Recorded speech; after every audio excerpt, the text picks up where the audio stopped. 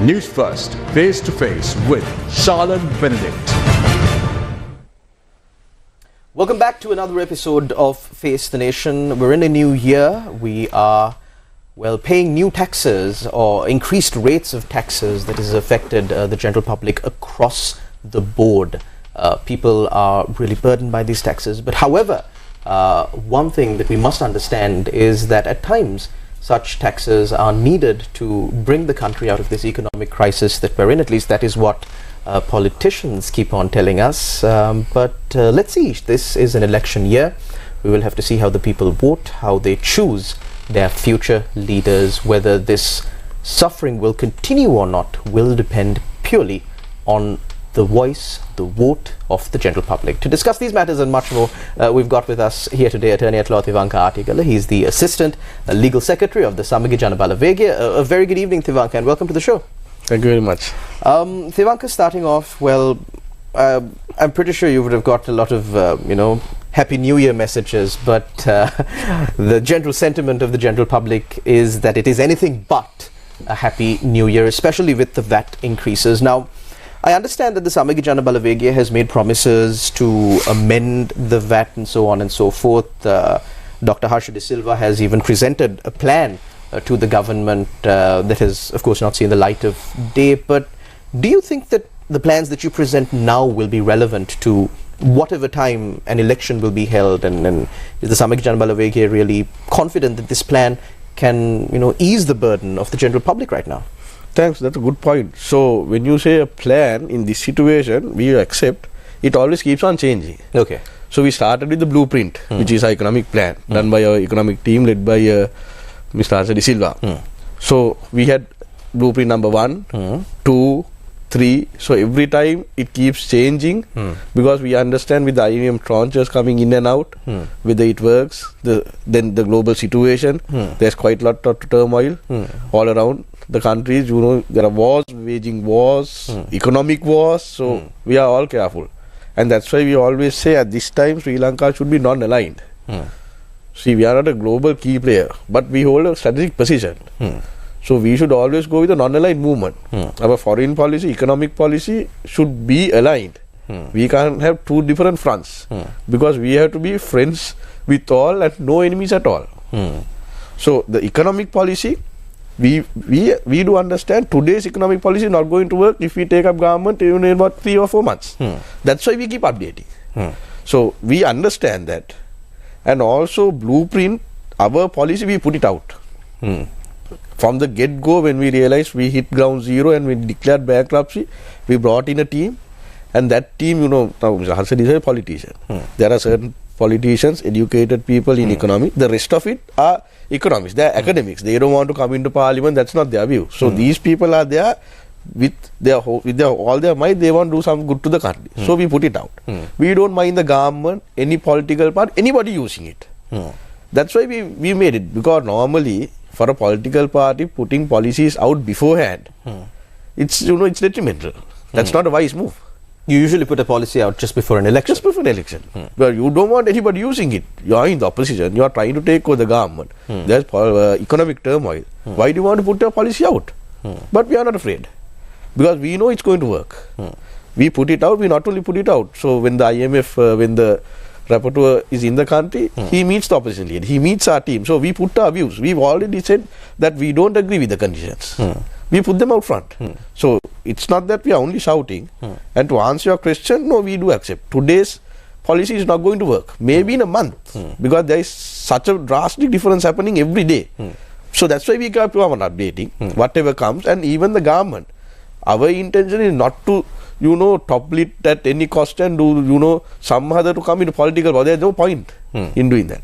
That's why we say good policies in parliament will raise the hand. Good policies we will support. It's not advantageous to us, but we will do it for the country. That's not a problem. So we put this policy out. The government can take advantage. We understand it's not suitable even for the next month. That's why we keep on updating. So whatever so we can't make up policy. Our policy depends on the stance that the government takes. Then we come up with a view and we say, yes, either it works or no, why don't you do this? And another thing, now when you take VAT, it's such an increase. I see, like you said, people sending New Year wishes. That's one. They also had started a new trend. Have you seen? They sell you the receipt also when they buy something. With Yes. this, it says VAT 18%. Yes. So one person sent 4,000 rupees. The actual price was 3,000, but 600 rupees tax. So now it's 4,000. So it's not easy. You see these messages, they say yes, which will happen even they send the bill also. So people feel this. It's not easy. And we are not saying to remove taxes. We have never been in forth for that to remove it wholesale. No, a country, any country has taxes. You do understand, yes. But it has to be, burden has been to be shifted in a very reasonable way. Not just onto the people. Now, when President Gotabaya Rajapaksa came, he took off taxes. At that very point, the opposition leader was saying, why are you doing this? Don't do this. Don't remove it.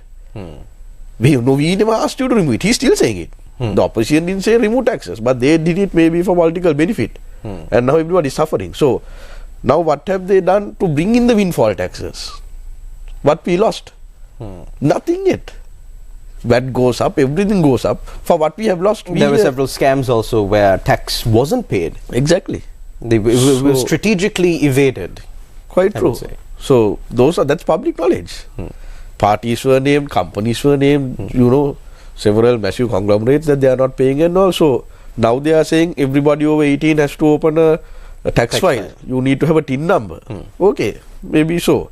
Bring in that, but a fellow who says he earns 100,000 and then shows about 80,000, keeps 20,000 in the pocket, you're not going to earn much tax from him, no? Thivanka, I don't know if you know this or if this would surprise you, but it surprised me, of course. I was today informed by one of my friends that he opened an account for his child, who is about 6 months old, and was in the practice of depositing a certain amount of money at the start of every month. And this time around, when he went and deposited that money, withholding tax had been charged for the account of that child. I'm not too sure of how the nitty-gritties really work here, but that's how dire the situation is. Even newborn children are paying taxes, and all because of the mistakes made by the leaders in the past. Thivanka, now you were speaking about policy in Sri Lanka. Now, this policy is a subject like rule of law in Sri Lanka. People have lost trust in that. True. People don't believe in policy because, for Sri Lankans at least, when they look at the leadership of a country, everybody seems to be having the same policy. They would probably say that they have a different policy, but they will somehow find a way to make ends meet and justify whatever they do to be part of their policy. Or they would justify it by saying it's a temporary measure. Now, you say that you have put forward this policy. What Sri Lanka lacks always is the implementation. Do you think that the SJB has the resolve, has the leadership, has the right people to implement these policies? Direct answer, yes. Why? Because what we've understood in the party is the leader cannot do it all, which is happening now. The president and prime minister, they can be political, but like Mr. Gotabaya Rajapaksa, Donald Trump, they can not be politicians, but they're leaders. They need to be good leaders. So with leadership comes the rest. That's why you say when you have the president, it's good that if their government is there. Now when the cabinet is there, you have to be smart enough to appoint such people to the cabinet. National list is not a list where you call in the chit. That's what should be understood. The national list was brought in, we have certain people, certain academics. Professionals who do not want to contest file. Now, we are also lawyers, but we contest file. That's a different story. There is a crowd, at their stage or their level in their career and their age, you can't ask them to give a run for an election. Give them an electorate. But their knowledge and their experience is invaluable. It's invaluable. So that's why you have a national list, not to call it a cheat. And then also when you are making your political team, you should give nomination to such people. And already what we can say is our leaders identify the team. So within our executive committee, we have several committees. We have the economic committee, we have the legal committee. So it's recognized. We can even say, I don't want to, make big promises and name names, but we know who our ministers are going to be. So we know that. So we get the government. We know who's going to be appointed where and what they are going to do, because we are already geared up. But Thivanka, okay, let's talk about the right people coming in through the list, because that's the only way that they can get into parliament. Not the national list, but the electoral list. They have to first be fielded by a party to even stand for an election. Now, the Samagi Jana Balavegya is not contesting as the Samagi Jana Balavegya, but it's the Samagi Jana Balasandane. So it's an alliance. Yes. So now you've started forming this alliance. But speaking of the members of this alliance, and you said SJB has a policy that you keep on updating the policy, you know, keeping it up with the times. What about people who don't really believe in the base policy of the SJB? Does the SJB accept those kind of people as well? So the thing is this, on accepting people who are coming, even I think Mr. Marikar was saying, we have not opened the doors. It's not an opening of a door. There are no invitations said. No, it's not a saloon door. We have not done that. There is no invitation, come. We are going to form the next government, please come. You will be given a minister post. No. They come in, we have a selection process. Number one, if they are either convicted of a crime or something, we don't take those people. That policy is there. Because certain people, most of our people can't work with such people. So one member faced an issue, I think you must have heard about a week ago. Under the Yukti operation. Yes. So we took swift action. You know, there is no shaping it off or having a chat or passing a duffel bag. No, that's not going to happen with us. We take decisions. So doors are not opened, no invitations are sent. We can run for elections with the people we have. But if people want to join, we will vet them. So so if they don't believe in our base, it's too bad because they'll have to follow that policy. But if they are caught doing some mischief or something illegal, it's not going to work as things have been. You know, so if they come with those false hopes or pretexts, I think it's going to be very bad for them, because I think last week was the best example. But Thivanka, let's speak about people who've, you know, crossed parties several times. That's also a factor, is it? That's also true.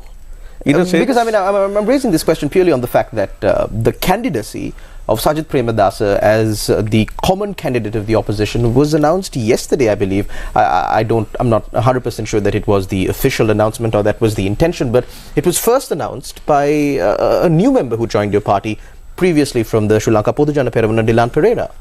Yeah, so that's because firstly within our party we took the decision who's going to be the leader. So people like Mr. Dilan Pereira, GL Pires, all this from I think the Pohotto, they have now become independent and they want to walk out of the government. So there are a number of actually members of parliament and people like Mr. Nala Godeva who are party leaders also. So they are the people who form the Pohotto, that alliance, and now they are walking out. So there, I believe, within our party, after having taken the decision, the crowd who wishes to join us, if we accept them, they are also of the view that who the candidate should be. So because we can't have them coming in and then dictating terms that this is going to happen and that is going to happen. So as the majority party in the opposition, within the party we took our decision. So whoever who wants to join and whoever we take will have to work with our leader. But now, Thivanka, many of these parliamentarians that you're accepting are former ministers. They were ministers under the government of Gotabaya Rajapaksa. They were ministers whose appointments, of course, the SJB as the opposition opposed, and of course highlighted the fact that there are better people to hold those positions. What do you have to say to the people who believe that by virtue of being a member of the government of Gotabaya Rajapaksa, these ministers or these former ministers too are responsible for the economic crisis in the country, and why is the SJB accepting them now? No, that's what. So when you say economic crisis, there was a case. SCFR 195 which was filed by us and 202 of 2002. Okay. So in both those cases they were heard together and it was declared that key people in government to name the President, Mr. Gotabaya Rajapaksa, the Prime Minister, Mr. Mahinda Rajapaksa, the then Central Bank Governor, Finance Minister, the Secretary, Finance Secretary, everybody. So that crowd, that leadership, there was the key holders, the key factor which brought about this situation. Now at that time there were ministers for everything. From I think that was a very detailed Gazette notification issue. There were so many ministers. So not everybody was liable. And then again, you have to also understand. But then what happens to collective responsibility of government, Thivanka? So that's why they made themselves independent. I understand the point you are making. No, so what should be understood now, you can always say, like a member who fell into trouble, then all are the same. No. Sometimes you join a party and maybe, so even at that time the leadership wasn't willing to listen. Even people within the party were saying Mr. Rajapaksa, Gotabaya Rajapaksa is not listening. Nobody told him to stop this fertilizer and go to organic within a day. I don't know whether somebody advised him or whether he took it, but it didn't come from the ministry. There were no field tests done. To take a policy decision, you have to build a base and take a massive decision. So that's why you have ministries and all these people, you have these groups and committees you appointed. have the entire government mechanism to ensure that this thing won't happen. So just because the government failed doesn't mean everybody involved was contributory. That fact also we have to understand. So I'm not saying that because we are taking people in, but we consider that as well. So now, for an example, if Mr. Basil Rajapaksa wants to come, we are going to say no. You sure? Yeah, I'm sure. Nothing to worry there. Because what you should understand is now, even with the Vietmaga and all, see how they appointed people. That's the danger. You can run policies, camps or whatever to show the people. You can get elected. But then when you don't make the proper appointment, this is what happens. That's a former finance minister. So what happened to the Vietmaga? That's the thing. If with their policies and promises, if they had actually appointed people to the proper places, look at the health minister. They have so many doctors. None of the doctors were appointed to the ministry. During COVID, it was not a minister. The present one was removed, the minister wasn't a doctor. So then you can't say, right, you were a doctor and you were in the government, what have you done? So that you have to take it in a fair sense to understand how people are contributed. When the health ministry is not given to a doctor and you have a number of doctors, and when that person is wreaking havoc and the system is not working, so then how can you blame the doctors? Now there were certain ministers here who were appointed to the port, who were looking at the sea from shore and saying, we are waiting till the money comes. From ships, I think you might remember. Yes. They are looking, I think, from the harbour master's place and saying, we are waiting, what are you waiting for? For the ship, the money is coming. So you have to appoint people. When you say Vietmaga and you run a massive scam, and then you appoint such people who doesn't know how the money comes in, even to the country, waiting for ships to bring in money. So then obviously a government will fail. But Thivanka, now it seems as if usually there is it's a bipolar system here in Sri Lanka. There are two main political parties, but this time around, given the the significant crisis that the country is facing, there are a lot of independent candidates. There were a lot of independent candidates the last time as well. This time also it's expected that there will be a similar number of independent candidates. But as a political force, the political force that was always a minor political force, the JVP, now in the form of the JJB, or the National People's Power Movement, has entered the fray. This time members of the JVP are quite confident that they will receive a sizable support from the general public because of this economic crisis. Now, the stance that the JJB has taken is the fact that we need new people in government. Over the past 70 odd years, the same people have been just changing seats, sitting in the opposition, sitting in the government, or crossing over once one party takes over the government. And we want fresh faces, new faces, corrupt-free faces. And as far as I know, they have not yet accepted any politician from another party, let alone the SLPP. And by the looks of it, it doesn't seem that they are going to. So, do you think that policy is better? What's the difference between what you guys are doing here, accepting people who were in the previous government, who have contributed in one way or another as members of a cabinet, and their stance saying we want clean new faces free of corruption? That's a superb question. Now what they say is they are the same, we are the same, everybody the same. They don't say they are the same. They say these all the same. All the same, yes. Not us. That because they were in a prominent position. Now, from the start, they've been running from Rohana Vijayveera's time. They've been contesting the presidential election. Yes, they have not come into majority power. But they have always been in alliances. That's how they have come in. They have been in alliance. In 2004, they were in alliance. They were ministers. But they resigned in about 6 months. They resigned. So, why they resigned, they never said so. But they helped Mr. Rajapaksa come into power. They took up ministries. The present leader of the NPP, Andrakumar Dissanayake, was a minister. There's a famous speech of former President Chandrika Kumaratunga in the centre, Andro Kumar on the left, and Mahinda Rajapaksa on the right. The Prime Minister all digging up something for some agriculture purpose. So, people might forget, but they were also there. In the Yahapalne, Andrakumar Dissanayake was there. He was in the anti-corruption committee, he was a member. Anti-corruption committee chairman was Ranil Wickramasinghe. Then through that committee they created the rapid response committee. The coordinator was Andrakumar Dissanayake.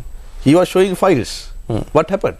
But there was action taken at the time, if I remember correctly. There were several individuals who were arrested. Namal Rajapaksa, Sanat Nishanta, many individuals were arrested. Even Mahindananda Alutkamage was arrested during that time for various malpractices. However, if my memory serves me right, those cases were kicked out on all technical grounds, and I don't know if charges have been refiled.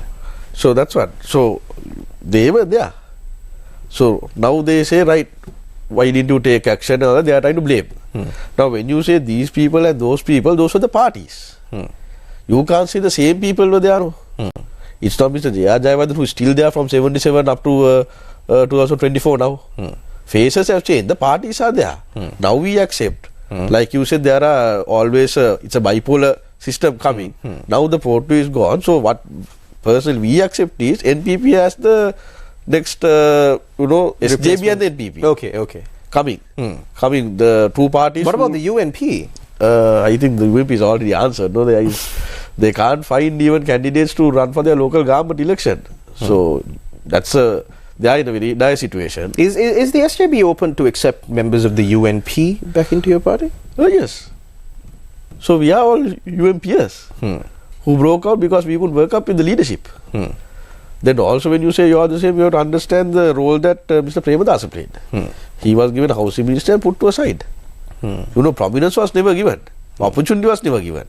Then one might say, why didn't he run? He ran, but you can all remember by the time Gotabaya Rajapaksa was getting onto stage for about a month, last month only it was given. So that's why he took it, and it was understood not only by him, by everybody who left the party, that there is no progression at all. So when you say they are the same and you are the same, it's still the same lot of JVPs with Petrugamis who form a new party. So they are also the same. There is no difference. Like our people, if you are same, then they are also the same. The same 40 odd who couldn't come into parliament next time have now formed a new party. So they can't say, we are all new and all. There's nothing new. Andrakumar Dissanayake had been in parliament from 2000. So there's nothing new. He's been a minister, he's been in all these alliances, and his alliances are not one-sided. Now our alliances are always a bit, we are right parties. That's what we are called, right. Our colour is green, that's who we are. But Andrakumar Dissanayaka's party had made alliances with everybody. Yahapalne with us, 2004 with the SLFP, the Bulatkole, they will go to anybody. Now you are saying they are not accepting anybody. Who wants to go to the NPP? Has anybody come out and said, or has the NPP said, no, this person wanted to come, we didn't take him? But I think for a person to even approach, there has to be a certain, form of invitation, So when you have only 3 members in parliament, a person who has already entered parliament, it's not a big decision. When you take up... when you look at the scenario today, SJB is the best place that somebody wants to get in at this time. But Thivanka, keeping politics aside, judging purely on the policy documents that both the SJB and the JVP has put out, there are differences in between, of course. But looking at it very broadly, on a general perspective, protect strategic national assets, divest where possible, state-owned enterprises privatize where possible, important state-owned enterprises hold ownership with the government. Policies seem to be almost the same. So is there room for the SJB and the JJB also to maybe work together? There might be. There might be. There could be. If they want to form an alliance with us or come into our alliances, I think we are willing to open those. But I think there will be butting heads, no, because they have already declared Anukumar Dusanayake as the next Presidential candidate. So we have declared Mr. Sadit Premadasa as the next presidential candidate. The only person I think who doesn't have candidacy, the party is Pohottua. Because Ambika Perera is saying it's him. But everybody who comes out of that, the headquarters says, no, we have not decided. Except for Mr. Pereira. So that's their problem. UMP is saying it's Mr. Wickramasinghe again. Again and again and again. So I think we've decided, but if they want to come in and work together, so Yapal also they came with us, that's it, they can work with anybody. And also, just to go back to your previous question, it's not now, what we see is above board. The mainstream media gives out all when the famous people come in. Members of parliament and all that. Now, if you take the NBP list, the nomination list for the last year local government election, there are so many Pohottu members who have jumped, who have cases, who had corruption cases. Because now NBP had 3 seats in parliament. The country falls, then who can they give nominations? We don't have new Sri Lankans born who past the age of 18 in about 3 years. No, it's a whole crowd. So there are tons of still PP crowd who has come into the list of JVP. So at the ground level there have been people shifting at that time. So in the top level, of course, I believe when you look at the political situation, quite frankly, even if I forget my political party for a second, nobody wants to touch the PP now. You know, it's gone. UMP, people are a bit scared. Because seeing the number of votes they got last time, you know, it's imbalanced. NPP again, just 3 people in, no local government election. It's you can't. It's a bit undecided. The power is with SJB, so everybody wants to join. Who is powerful, you know, that's the normal trend. And also, if you see the we had the cooperative elections. Yes, the majority was won by the SJB. So people are looking at this, and that's how they select parties. But Thivanka, could you give an assurance on the part of the SJB that individuals with serious allegations against them and corruption charges, unresolved issues, will not make their way into the SJB? Is that the example is already given? Yeah, it's given. The example is already set, and we know if we do that, we are digging our own grave. It's quite simple, no? Usually, but usually what happens is for political parties, that which is obvious to the general public is not quite so. Usually. Yes. But politics is no longer usual, to be quite frank. Usually for a person like me, for my age to become an organizer, it's not easy, no? I'll have to bring in money, I'll have to bring in contacts, do everything to come up. And everybody will be dead against it, saying, no, lawyer, look at his age, we are gone if he comes into power. So that's not a problem. The leadership is not scared. So in my electorate, we have 8 seats. The rest of the 7, there are 3 in parliament. The rest of the members, they are not afraid. To be quite honest, the General Secretary said, nobody has an objection for you coming in. So they are not afraid. They don't mind. They want to work together and do this. You either do it or go. Because, so for age-old politics, for a person like me, it's not easy. So I think things have changed. The party has taken decisions, and even what happened last week is an example. Rather than trying to protect or say, you know, he said no, this happened, we put him out.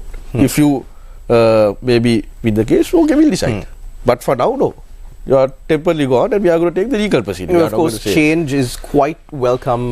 We've had a lot of changes during the past few years. A sitting president in Sri Lanka was sent home simply by the power of the people, showing the entire world that the power of the people is greater than the people in power. Of course, we hope and we pray that this power of the people will continue throughout the next years in Sri Lanka also, so that we can, of course, build a better Sri Lanka, a brighter Sri Lanka, and alleviate many of our brothers and sisters who are in dire straits, suffering beyond all imagination today in this beautiful country. Thank you very much, Thivanka, for joining us on our program. Thank you very much to all our viewers out there for tuning in to another episode of Face the Nation. We will continue to keep you up to date on the latest political happenings, especially during this important election year where you are slated to make a very important decision about the future of this country, about your future, about the future of your children. Until we meet again, take care and God bless.